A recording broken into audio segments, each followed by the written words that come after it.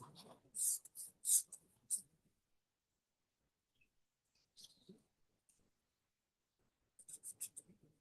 and April just Actually, I would joined. like to know, have them say their names here, Okay.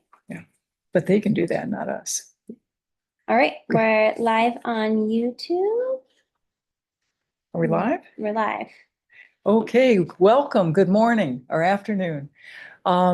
This is the September 4th meeting of the Hawaii State Climate Change Mitigation and Adaptation Commission. I'm Mary Alice Evans, the co-chair, and my co-chair, Don Chang, is excused, but will be represented by Leah Laramie, who is the statewide coordinator for climate change. We're going to have, are we going to have Zoom instructions? Yeah, as usual, mahalo everyone for joining. Please, especially when we're voting, commissioners and designees, keep your cameras on unless you're doing something distracting. The chat has been disabled except for to talk directly to me. So if you have any questions or issues, please let me know. And we're very happy to have you all here. Yeah, welcome. So first thing on our agenda is roll call for members. And I'll just call out the name of the organization that are named as members of the Climate Change Commission. DLNR. Oh, sorry. Here, Leah. Senate Agriculture and Environment. Present. Okay, thank you, Leah. Senate Water Land, excused.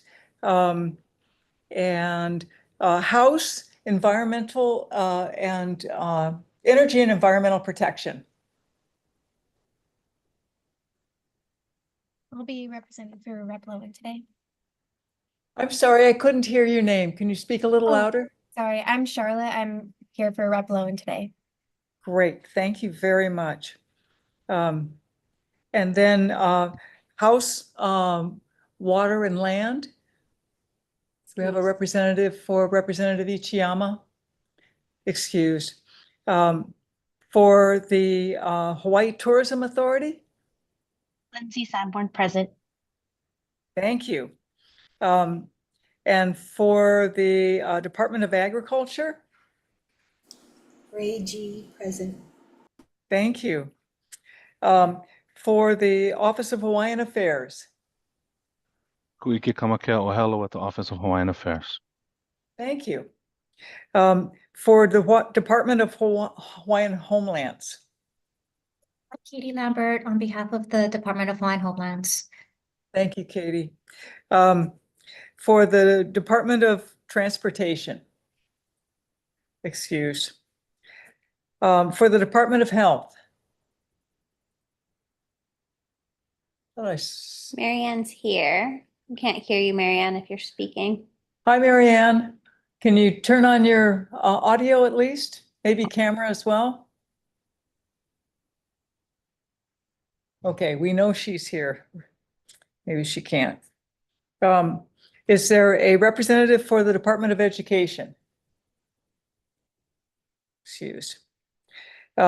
Is there a representative for the City and County's Department of Planning and Permitting? Excused. Is there a representative for the Maui Department of Planning? Excused.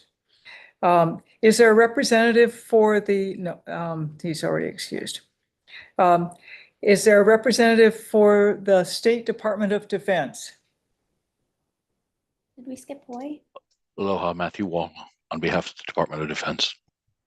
Thank you, Matthew. Is there, let's see, I think the CCM manager is excused. And is there a representative for DBED? Monique Schaefer representing DBED. Thank you, Monique. Mhm. Okay, and now we have guests. So if you would like to introduce yourself, Let's start with Koike Kamakea Ohelo. He's with OHA. He's Yeah, I know. here for OHA. Oh, we So already he's- did him? yeah, we That's did. right. Yeah. Sorry, Koike. Keith Regan for DAGS. There we go. Aloha, good afternoon, everyone. Keith Regan, Comptroller for the State of Hawaii Department of Accounting and General Services, here as a guest. Thank you. Thank you very much, Mahalo for Comptroller. joining. Malcolm Iwami from the Senate Ways and Means Committee. Malcolm, you're not Sam. speaking up. Okay. And Brad Romine from UHC Grant College. Aloha, Chair. Hi, everybody. Brad Romine, UHC Grant, just listening in as I usually try to in support of Leah and the Climate Commission and DLNR. Thanks. Okay. And April, I see you there. You're representing the County of Hawaii Department of Planning. Is that right? That is correct. Thank you, Chair. Okay. And Bethany's also here. Yeah. Is there anybody I've missed? I would add Bethany Morrison from our, Oh, thank you, April. Thank you, Bethany. And I see someone, We have- Udi Mandel. We have some CCMAC staff, so maybe we can just introduce all of us one Okay. time, pal. So Aloha Leah Laramie, Climate Commission, also representing DLNR at this meeting. Online, we have Udi Mandel, who is our climate action specialist. And we also have Jenna Siegel, who's one of our AmeriCorps Vistas housed at HGIA. And we also have Natalie here helping and taking notes and being a fabulous rock star as she is. And we have Jonathan and Bill in the audience here. Great, thank you. Okay, we're going to move on to our next agenda item, and that's acceptance of the August 7th, 2024 meeting minutes. Members, are there any objections or corrections to the minutes as circulated? We received some minor corrections from DHHL that have been incorporated. Great, thank you. Non-substantive. Sorry. Any other corrections? May I read? Yes, Ray. Earl Yamamoto works for DOA, not DOH. Oh, thank you. We'll make Thank that you. correction. Mahalo. you. Okay. Any other corrections? Okay, with the minutes as corrected will be accepted. Thank you. We'll move on to the next agenda item, and this is the county updates for climate policies and actions. Let's go to the city and county of Honolulu. Was that that's nobody's there, right? Nobody's there. I think we just Okay. have Hawaii County. All right. Is anybody here from Maui? No, Joshua Cooper said he's Okay. going to try to. join. April and Bethany, do you have a county update for us? Aloha, this is Bethany. Can you guys hear me? Yes. Thank you, Bethany. Awesome. Yeah, for Hawaii County, we have a number of things moving right now. We have our draft general plan that is out for public review, and that includes our climate goals and objectives for the long range plan for our county. And then we also have just working on the implementation of our climate action plan, moving forward on a number of fronts in that space. Thank you. Great. Members, any questions for Bethany or comments? And then members of the public, any questions or comments for this presentation? Seeing none, we'll move on to. Joshua just joined. So Thank you, Joshua, for joining. Let's go back to Maui County. Josh, do you have an update for Maui County on climate change actions and policies? Yes, so we are working on moving towards finalizing our priority climate action, resilience and implementation plan. We have monthly meetings with county as well as community members, and we're also working with various universities to assemble the strongest language that we'll have a meeting next week on September 11th. And then we'll have our final scheduled one on October 2nd. And then from there, we'll take it to the community and share it with different council members' districts, as well as in unique locations such as cafes as well. And then we're also planning in October a Climate People's Assembly in October 2nd and 3rd. And then our second annual Maui Climate Week for October 15th through 19th. So those are some of the activities that we're doing right now. We're hosting Greenpeace, Rainbow Warrior 3. We had met with them at the UN General Assembly a year ago, and they agreed to come in Malama, Maui for 1 year commemoration of the wildfire. But they're also doing a 3-island tour. They're on Molokai right now. So I was a little late. I was trying to just make sure that they were at the right location. And then they will be in Honolulu.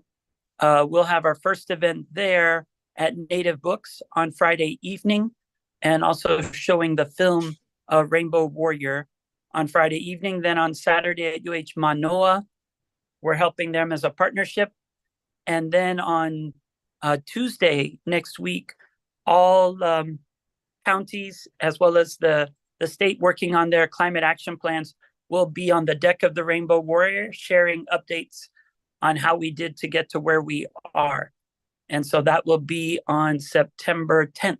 And there's also a showing of Deep Rising, which Jason Momoa narrated. We showed that on Sunday over Labor Day and had over 100 people attending, looking at the issue of deep seabed mining. But the main campaign, the way it relates to our climate action plan, is Greenpeace is here talking about the Global Plastics Treaty, marine protected areas, as well as the important aspect of focusing on slavery at sea as well. So that's what we're working on, and glad that we can have her on Maui and Molokai, but then also next week on Oahu. And there'll also be a marine legislation priority session on Monday from 12 to 2. And I can share that flyer with everyone there. Thank you, Joshua. Members, any comments or questions for Joshua? It's a very active calendar you've got. Seeing none, members of the public, do you have any comments or questions for Joshua for the Maui climate update? Okay, seeing none, and Kauai is excused and city and county is excused. So we're going to move to the next agenda item, and that is discussion and approval of the Climate Change Mitigation and Adaptation Commission work plan for 2025. Just to remind, we're going to put that up on the screen because some of you may not have been here because someone else was representing your organization, and it's been several months. As a reminder, this was a temporary interaction group that was given a charge to develop a work plan, I think in January of 2024. The work plan group met 3 times, March, April, and May. And in July, the work plan draft was presented to the commission. Under the Sunshine Law, boards and commissions cannot take action on a temporary interaction group's presentation at that same meeting. They have to wait for a subsequent meeting. So it was again discussed in August, but we did not have a quorum to take action on it. So it's back on our agenda. Now that we have a quorum, we have an opportunity to look at it again. Members, you may make suggestions to amend, add, or delete items from the work plan. And this is for your consideration. I want to note that Linda Ichiyama has joined us. Thank you, Representative. And do we have any? No, I think so. Okay, so we're going to just go through the work plan up on the screen, just so that as a reminder. The work plan proposes that commission members will work with their own divisions and agencies to identify climate-friendly projects for the fiscal biennium 26-27 budget requests. And departments will evaluate projects for climate impacts. A second work item will be increasing partnerships between the state and county, which will mean developing projects based on DLNR's Office of Conservation and Coastal Lands Coastal Erosion Management Plan for public facilities and beaches, working with the Office of Planning and Sustainable Development's project to create a sea level rise risk assessment tool for public facilities at risk of coastal erosion and due to sea level rise. Another item under the partnerships for city, state, and county is increasing public building energy efficiency, increasing public fleet, that would be vehicle fleets, transition to renewable energy, and reducing heat stress and disease in vulnerable communities. And then additional work items. We wanted to let you know what the EPA Climate Adaptation Plan Roadmap checklist includes. These are projects that are already being worked on under Coordinator Laramie's EPA grant, and that's to integrate climate adaptation into programs, policies, rulemaking processes, and enforcement activities. Consult and partner with Native Hawaiian organizations, non-governmental organizations, community groups, businesses, federal agencies to strengthen adaptive capacity and increase resilience with a focus on advancing environmental justice.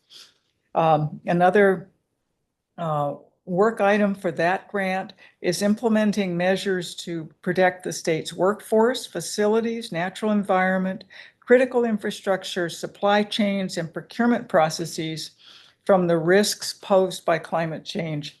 They'll also be measuring and evaluating performance and identifying and addressing climate adaptation science needs.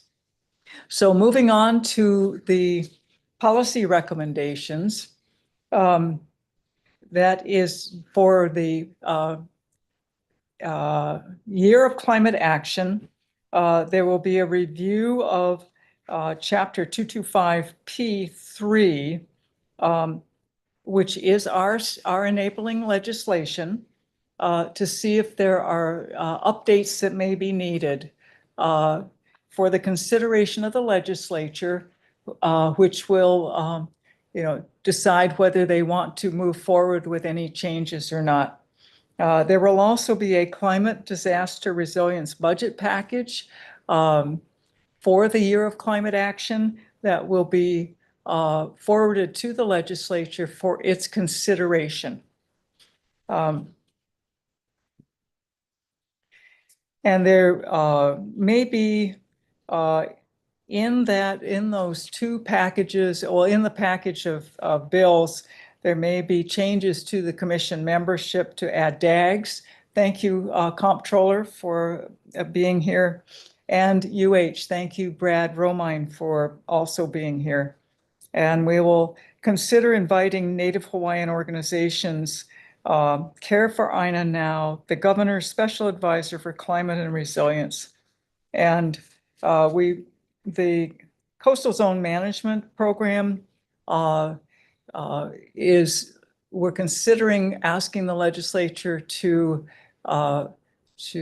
delete that membership because it overlaps with the Office of Planning and Sustainable Development.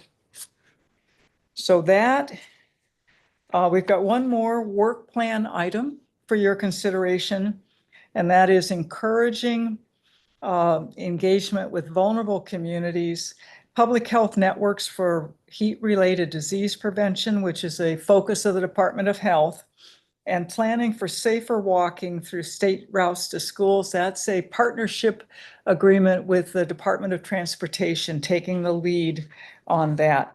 So members, those are the elements of the temporary interaction groups proposal to the members. And we're now open for discussion. Any comments, recommendations, changes, members? We really invite your participation in figuring out if something is missing from this work plan or there's something that you would like to see changed. Just to note that Laura Kaakua has joined the meeting for. Oh, good. Department of Thank you, Trans- Laura. You're representing the Department of Transportation. Thank you. And Monique has her hand up. And what? Monique has her hand up. Oh, Monique, go ahead. Can we actually go back to the previous slide? Yep. Sorry, I was just stopping. Sorry. No, you're all good. Is that the page you wanted, Monique? No, because it's the end of the slideshow and it's not going back now. Which one is it? Is that it? No. No, just 1 second. Go on, where she want? The policy recommendations or the Yeah. proposed changes? This one's perfect. I would just add for all state buildings, you know, it's DAGs, but it should be applied to anyone responsible for their own facilities. And EV chargers and E is great. I would add renewable energy as well, you know, for integrating renewable energy in there. Thank you, Monique. And so that would be when you say anybody responsible for their own facilities, that would be all state and county agencies? Correct. So Okay. immediately what comes to mind is like DOT, the airports, and they've done a lot of that work, but continuing that work. Okay, I think rather than call out individual ones, maybe we'll just leave it as all state agencies. It's a work plan item, so it's a matter of, you know, capacity as well. Okay, other comments and suggestions?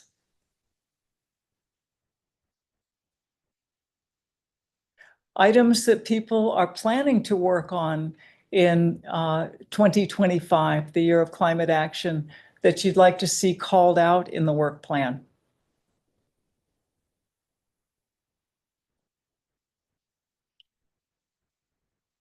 Well, seeing no additional comments, are there members of the general public that would like to add a suggestion or a comment? Those would be guests. Maybe would it be helpful if we went slide by slide for folks? What does that mean? Well, each of the slides, because I know there's a lot of information to take in. So Sure. So would it be helpful to look at each slide and, you know, kind of get like a thumbs up, thumbs down from folks on, you know, if this is the right direction we're going in, or if you'd like to see something else happening?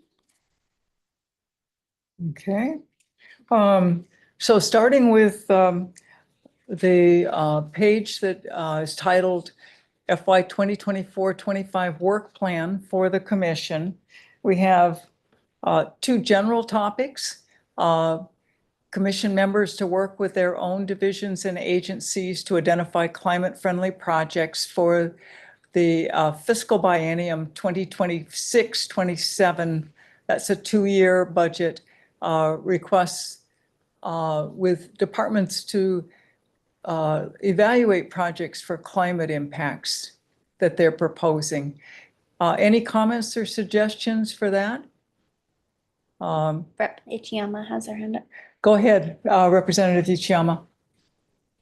So I just want to clarify, are these two separate things? One, identify climate-friendly projects, and then 2 departments evaluate projects for climate impacts, or is it all one thing together? It's one work item. I'm thinking from the discussion in the temporary interaction group that that this was supposed to happen kind of as the departments prepare their budgets for submittal to the governor for inclusion in the governor's budget request, that they look at their projects and see if there are climate impacts that they believe are very positive or might need to be mitigated. And are we just talking about CIP projects? No, could be programs as well. I'm thinking some of the heat stress mitigation projects would not be CIP. They might be programs. It could show up in the operating budget or in the capital improvement projects budget. Okay, maybe we could put projects or programs. Okay. When I see the word project, I kind of think like CIP project. Yeah. And then I'm not Thank sure.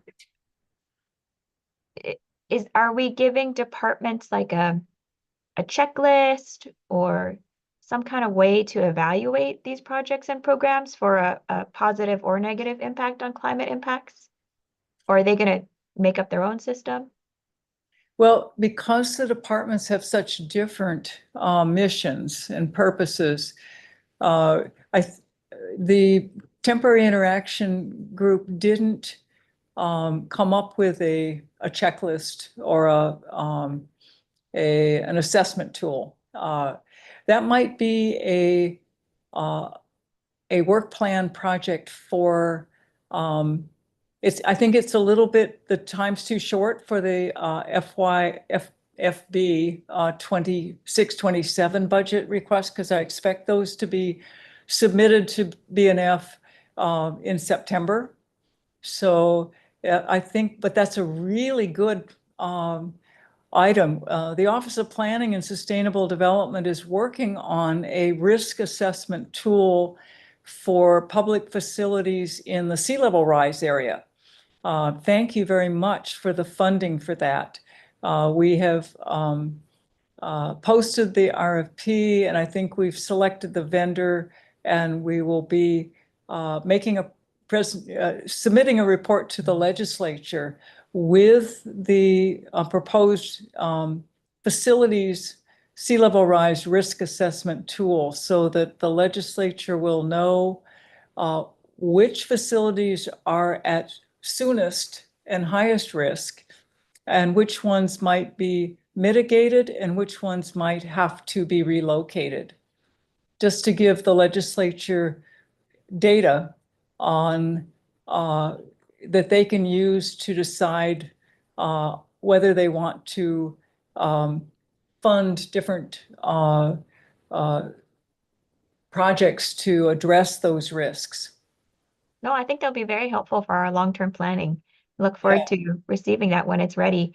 I think maybe, yeah, having some kind of measuring stick. We're asking departments to evaluate projects or programs for climate impacts. Then we know that they're all using the same measuring stick, right? Right. Yeah, so the Climate Commission staff did start to put together a checklist of sorts. So we do have some examples that we can put together and share with all of you, and kind of figure out that nice balance of we're actually measuring something and it's not too onerous for folks to go through that process, because I know there's a lot of additional information. So if that's, what folks would like to see, we definitely can share that. Well, in coordination with OPSD's project. So we don't have two different measuring sticks. Right. I think, yeah. Absolutely. Okay. Thank you. Yeah, go ahead. Those are my questions. Thank you. Okay, thank you. Any other suggestions for this page, for this sheet? Okay. Any concerns? If I don't see any, we'll just move on to the next page. We didn't go into the second. No. Increased partnership between state and county. Yeah, but we've already done that. Any suggestions for increased partnerships between state and county? You can see there are 4 bullets under that. And they relate to DLNR and OPSD's coastal erosion assessment tool and coastal erosion management plan for public facilities and beaches. Also increasing public building energy efficiency. That's a special focus of the Hawaii State Energy Office in DBED. And accelerating fleet transition and support would be a work item that the departments that have vehicle fleets are already working on and continuing to make that transition. And then reducing heat stress and disease in vulnerable communities, primarily the Department of Health. And they have already started on it, but there's a lot of work to do. Any suggestions? Laura had her hand up. Laura first, followed by Monique. Thank you.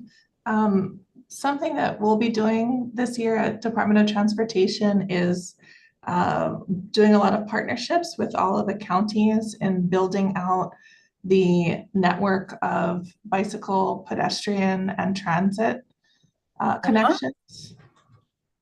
Great. Would you call that complete streets or safe routes to schools, or how would you like to characterize that? Yeah, it's kind of all of the above. Yeah, I think complete streets is fine, and safe routes to school will absolutely be a part of that too. Okay. Thank you. You want to put safe routes to schools in there too, and yeah, good. Thank you. Any other suggestions? Monique, followed by Josh. Sure. Laura totally hit what I was going to say spot on. I would like to see coordination on VMT reduction projects. So I don't know if that's the language you were looking for. And then just going back to the first bullet, you have the evaluate projects for climate impacts. And I think we oftentimes loop both mitigation and adaptation sort of together, and it might be worth calling out projects for climate impacts and mitigate, like sort of differentiating the two, because I think it's necessary to look at both. And for some agencies, it's more important for them to look at the adaptation side, whereas for others, the mitigation side is more appropriate. Thank you. I totally agree, because from a planner perspective, we know we have to do adaptation because our 1.4 million population is so small compared to the rest of the planet, 8 billion people. And we know that while we may be making great progress on mitigation, not all of the planet is at the same time. And so we're going to need to do adaptations at the same time as we do mitigation. Josh. One thing, if it might fit, would be looking at resiliency hubs, because I think that would be a good partnership between state and county so that we could coordinate that together. Great. Thank you very much. All right. I don't see any other hands up. If you're satisfied with this sheet, let's go on to the next one. Okay, now this is not exactly. This is not exactly what CCMAC has been given, but this was a recommendation in the PIG to look at a checklist for climate adaptation plans. So it's kind of similar to the budget, but not just connected to budget, but just looking at holistically what your agency is doing, making sure that we're looking at it, equitably incorporating different folks into the process and being able to evaluate and make sure that we're working on adaptation as we move forward, because we know that the effects of climate change are upon us and will continue to worsen into the future. So it would be kind of like an additional step from just evaluating the budget projects. Okay, so this speaks to Representative Ichiyama's suggestion that there be an assessment tool when you look at budget requests. So we've got that captured in here. Does anybody have suggestions for additions, changes to this sheet? Josh, you've got your hand up. Is it still up? Still up. It was just still up. Sorry about that. Okay. Is this something that folks are interested in enough pursuing, or? Well, is this something that your grant is working on? No. No, okay. In that case, it could definitely be it could be a work plan item that the commission can either we can do in the year of climate action, possibly using a temporary interaction group. So let's, any concerns or suggestions for this sheet? So we're incorporating it into the work plan as a task. Everybody loves it. What's that? It seems like everybody loves it. Okay, all right. Let's move on to the next page. Okay, so these are work plan items that may not be ready for the next 2025 session, but if we adopt them as part of our work plan for 24-25, then they may be ready for the legislature to consider in the regular session of 2026. Well, we've got no, that's going to be, okay. We have the climate disaster resilient budget package for, it's actually FB, fiscal biennium 26-27. And that would be an immediate work plan action. The reviewing 225P3 is probably going to be something that we do before, over the next year. Yeah, and I think this also falls into our next item, so we might want to talk about that. There'll be another agenda item in which we can talk a little bit about what that might include. Any suggestions for this page? Okay, seeing none, let's move to the next one. Got it? Okay. These are suggestions that go into that. These are additional suggestions for the review of Chapter 225P3, which is the enabling legislation for the Climate Change Commission. And so we wanted to give the full commission a little bit of color on what the temporary interaction group considered might come out of that work plan item. So this can be, there could be more, there could be something different, but this is what was the initial discussion included. Any thoughts, any concerns, any additions, deletions? Okay, seeing none. Sorry, Mary Alice, I do have a comment. You Go know, ahead, Monique. it's not specific to the commission membership, but perhaps on the prior slide, I do apologize. Maybe there's some reporting and transparency requirements for commission members. I know our meetings, you know, at least in the past, you know, few that I have attended personally, it's a share out of all positive things, but I think it's really important to start making note of the challenges and reporting both progress and non-progress, and sort of the barriers to progress happening, because I do think we're at a point where just little side projects aren't enough. I mean, we're hitting a time of climate crisis, and reporting and transparency is where you start to really make sure action's effective. Monique, sometimes people see transparency as a question of a sunshine violation, and I don't think that's what you're talking about.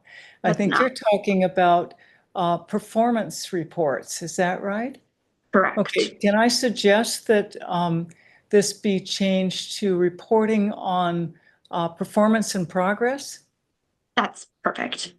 Thank you. Okay, good suggestion, Monique. Anything else that people would like to add to this sheet, and then we'll keep moving? I don't see any hands up. Okay. Next slide. Did you finish that one? Yeah. Yep. Okay, go on to the next one. Let's see. Okay. This was Okay, just. and these are work plan. This is a work plan item. This is a particular passion of my co-chair, Dawn Chang. And she would really like to see us do more work in engaging with our vulnerable communities, whether they're coastline communities or communities that are subject to heat stress or fire danger, lava. Lava's not a climate change issue. Other, storm related risks. So this is why this is in our work plan for the year of climate action.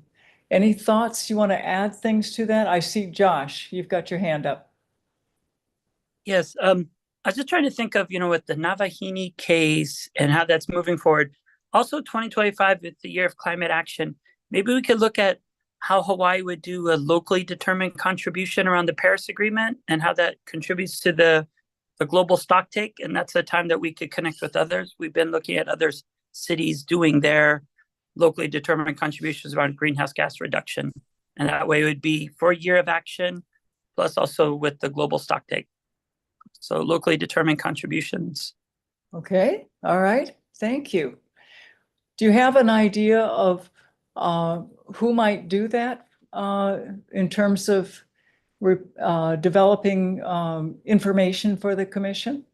Yeah, I think Department of Health has all the greenhouse gas and the percentages, and then we could look at how we as a counties are also able to see ways that we've been able to reduce. So it'd be a combination of DOH with the vital information, and then all the counties looking at what we can do together with the state commission as well. Okay, thank you, thank you. Any other areas that people would like to see added to our work plan for this coming year? I just have to say I love the idea, Josh. LDCs are the foundation of the Paris Agreement.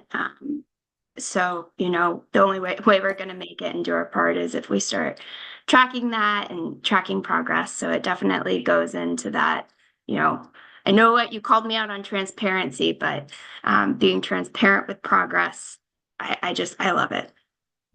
Good. Yes, I know you have a commitment to data. All right. Laura has her hand up. What was that? Who else has their hand up? Laura. Laura, go ahead. Thanks. Yeah, maybe just a comment. I haven't figured out exactly how this, the transparency and reporting, like how we want to handle that. I like the idea. I think with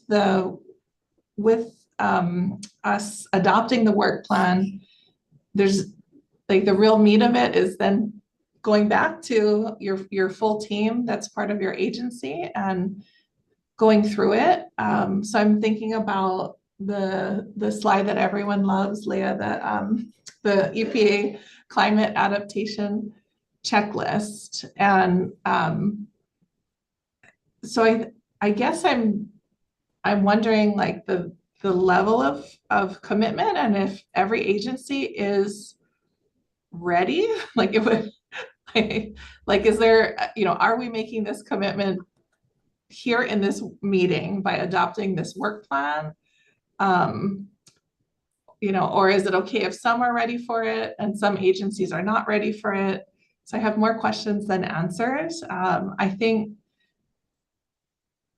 this is something that we've started, climate adaptation integration throughout our processes and everything.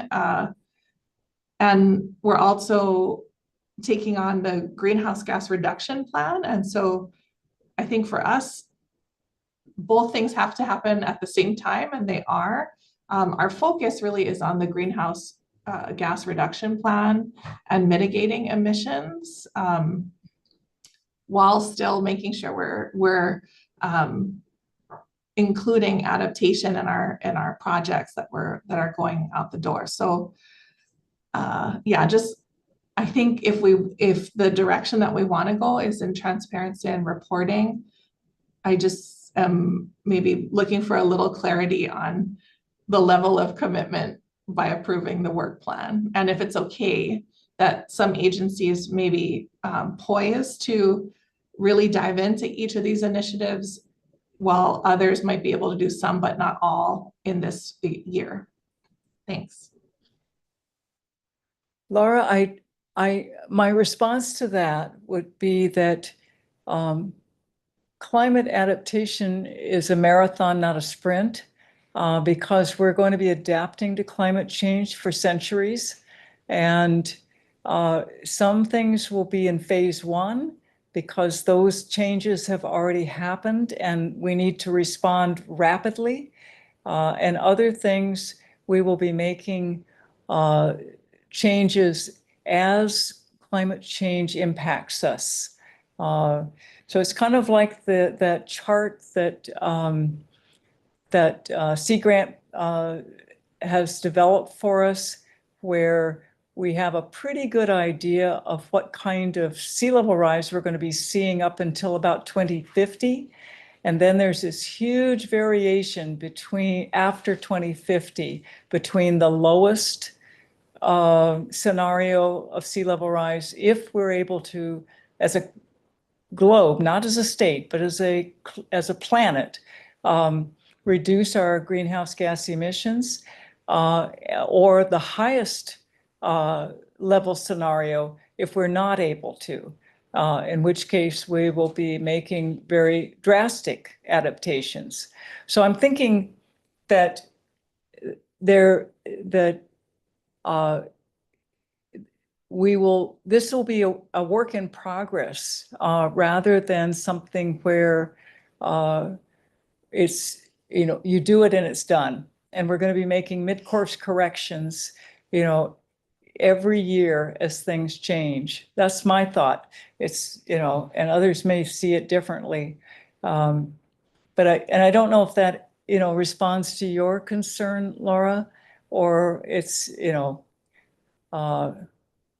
sounds a little bit indeterminate. No, yeah, it's a little indefinite, but I also totally understand where you're coming from, Mary Alice, and that you're right. It is a constant work in progress. And I think hearing the suggestion about transparency and reporting, I do think it would be helpful if each agency was able to share whatever their commitments are, right? So this is our work plan overall, but maybe each agency is really focusing in on a specific area, or maybe some agencies are fully committing to everything.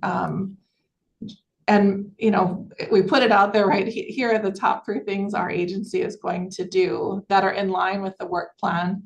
And maybe there's additional things outside of it too that are particular to that agency. Just to share, kind of like, okay, this is our start of the year together. And then we can loop back at the end of the year based on what each agency said. And that might help us stay accountable. That's a great suggestion. Thanks. We'll incorporate that into the work plan. And as you know, when you hear another agency talk about what they've been able to do, it's inspiring. So that, going to Monique's idea about transparency, that progress report will have impacts itself. It'll inspire others to work on projects that maybe they hadn't thought were within their agency's capacity. But, hearing that somebody else was able to do it may make it seem more possible.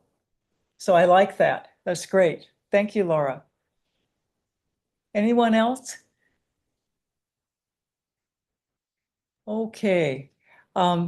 If there are no other suggestions for the work plan, I'll entertain a motion to adopt it as amended today. And we'll see if we have the support for this. So is there a motion to adopt the work plan as amended? So moved. Ray. Ray, thank you. It's been moved. Is there a second? Josh, thank you. Okay, we're not going to do a roll call, but if there are any objections, please raise your hand so we can see that. I'm going to just note that Joshua's hand is raised, but Joshua, I believe that's from previous. Josh, is your hand raised as an objection or simply because you forgot to lower your hand? There you go. Okay. Apologies, I'm doing it on a little iPhone and I don't go back to the thing before. So nope, I raised the hand to second it, so not for the other. Apologies. Okay, thank you. Thank you. Okay, seeing no objections, the work plan has been adopted unanimously. Thank you all for your incredibly helpful suggestions. And now we have a work plan to work on through the coming year. Okay, our next agenda item is a discussion, and this one, it was Leah kind of introduced it in the last discussion, but we decided to keep it as a separate agenda item. And it's discussion only, not for action. So I want you to just, think about it and comment on it. And that is whether the Commission on Climate Change Mitigation and Adaptation should propose legislation to move the commission for administrative purposes from DLNR to another state agency. Now, let me give you a little bit of context on that. When the legislature created the commission in, I believe it was 2014, the primary focus that they charged the commission with was to first look at sea level rise and look at, and we did that with the help of UH. UH did both a initial, the sea level rise viewer, which you're all familiar with, and a report using the best available projections at the time. And they have updated that report 5 years later for the commission using new data, new projections. So that particular focus was very consistent with DLNR because it was also one that the Office of Conservation and Legacy Lands, which has a focus on preserving beaches and trying to ensure that the public has access to beaches even when those beaches are eroding. And so there was a very logical decision of the legislature to place the commission as an attached agency to DLNR at the time. So that was 10 years ago. A lot of changes have happened since, and the concerns around climate change have broadened from sea level rise to include, all of the other climate change impacts that we're seeing today: heat stress, new storms, wildfires, cost of energy, the transition to renewable energy. So we wanted to make sure that there was an opportunity to discuss whether the commission could be better placed under a different agency. So this is just a discussion. It's not on for action. So I'd love to hear your thoughts. Does anybody have a thought on this at this point? Leah, do you want to add to that? Sure. So, in the last legislative session, we were given a few more positions. And, you know, it was just an opportunity to think of where the commission should be housed. I think that, you know, there's a lot of good reasons for it to stay in DLNR because it addresses both mitigation and adaptation. But I think there's also some thoughts about consolidating climate actions. You know, the Energy Office has taken the lead on decarbonization. Department of Health is doing our greenhouse gas inventory. So there's other places where, you know, maybe it would make sense also for the commission to live because there's similar work going on there. So I think it was just, you know, a conversation to have with commission members on, you know, it is administratively housed. So in some sense, that where it lands wouldn't really change the makeup of the commission. It might change the co-chair leadership there. But it's also thinking through of the support that the commission could get. You know, obviously we know that DLNR has a lot of various mandates and has a lot of federal grants that they're managing, et cetera. So just thinking of if there's a home that could, you know, maybe take on a lot of that additional, I don't want to call it burden because it's a joy to have the Climate Commission as part of your agency, but additional resources to support. Thank you, Leah. Any other thoughts by members or guests? Leah, have you looked at other states and where their commissions are housed at all? No, haven't done that research yet. Leah, have you done that? I haven't looked. I would say that there's more offices, and I'm familiar with you working with the U.S. Climate Alliance, that they generally have offices that are either located in their governor's offices, or they've created like environmental protection agencies. It could be housed with energy offices. It could be housed with land and natural resources. So there is variation from state to state on how they organize it. Yeah, I wouldn't say there's consistency across the board, but I'd say probably a lot of states start within their governor's offices and advisors there, and then it kind of grows from there. So, and I think what we're alluding to in our earlier conversation with the work plan is, you know, is there another evolution for the commission with mandates and actions that would make sense for us to take on? Yeah. As a footnote to that, in Hawaii, the governor's office and the lieutenant governor's office are not allowed to have permanent attached agencies. This was an attorney general's signed opinion in 1994 that caused both the governor's office and the lieutenant governor's office to divest themselves of a number of permanent attached agencies. And so they moved to other principal departments within the state. So that option is only available for temporary programs. There is the one that the Governor Green created to look at disaster protections from climate change. That is a very temporary program that expects to wind up its work in December or January. That's that's what is available to governors now in Hawaii. Other states don't have that. So that's that's something we have to consider. But when we look at what the data that the U.S. Climate Alliance has collected, there may be some other interesting possibilities, but that one is ruled out here.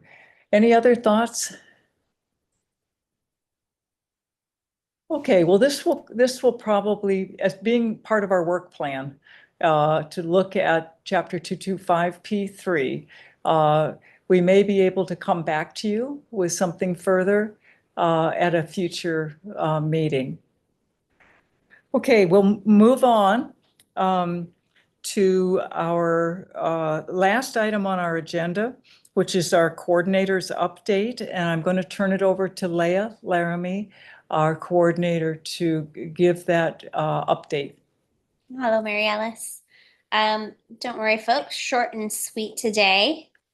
Let me just share my screen here. We want that. Okay. So mainly, we have some really great events coming up. Thanks to Bill here, who has been very busy hustling up some cool events. So we have community climate fairs that will be taking place in October on Oahu at Kamakanaili'i Shopping Center, and in Kauai on November 2nd in the Kukui Grove Shopping Center. So those are similar to, if you folks remember last year, we had community climate fairs, but with a little bit of an adjustment because these will be taking places in shopping centers. They'll hopefully we'll get a more diverse groupings of people, and it will be less of a emceed event and more of a tabling event that we've had in the past. But really looking forward to seeing how these events roll out and having various community members as well as your offices participate. So if you are interested, Bill will definitely be sending out emails, letting folks know of the table availability, but please also feel free to reach out if that's something you'd be interested in participating in. Right. He's also been helping us put together our sustainable film series and partner with Better Tomorrow Speaker Series, NUH. So on October 4th at 5:30 is when the reception, and then 6:30 is when the film will be viewing. And this is the Embers of Awakening film screening, and there'll also be a panel discussion at the end, and that's at Doris Duke Theater. And then we have a really amazing list of events on our calendar events on our climate.hawaii.gov website. I really recommend folks check it out because it is really impressive, the number of events going on that are climate related. And Bill's done a great job in collecting all of those and making those more accessible to folks. Also wanted to share that we closed our request for applications for the artist in residency and had 64 applications, which I think is just absolutely mind-blowing. Great enthusiasm for doing artwork within the climate space. So we're really, really excited. It definitely encourages us to want to think bigger in the future and see how we can, work with all of these people, because it's just really amazing to see that type of enthusiasm. We'll be selecting 4 artists later this month, and we'll be making an announcement on who was selected. And we will be working with them throughout the year while we're developing our climate action plan and having a art show at the end of 2025. Also, we got awarded another AmeriCorps Vista grant. We're very excited to be able to continue this program. That's how we have Natalie here. That's how we have Jenna and other folks. We are again awarded 10 positions. So if you're interested in mentoring a Vista, please let me know. I think we'll probably be starting later this year. We've noticed that recruitment is a lot easier when we go all the way till the summer and when we wait till summer, because a lot of folks are graduating. And it's much more available at that point. But we we'll have some flexibility throughout the year to try to do some advertisement, or if you have someone in mind, that's always the easiest way to go about doing it. And that's all from me. Okay, questions, comments on our coordinators update?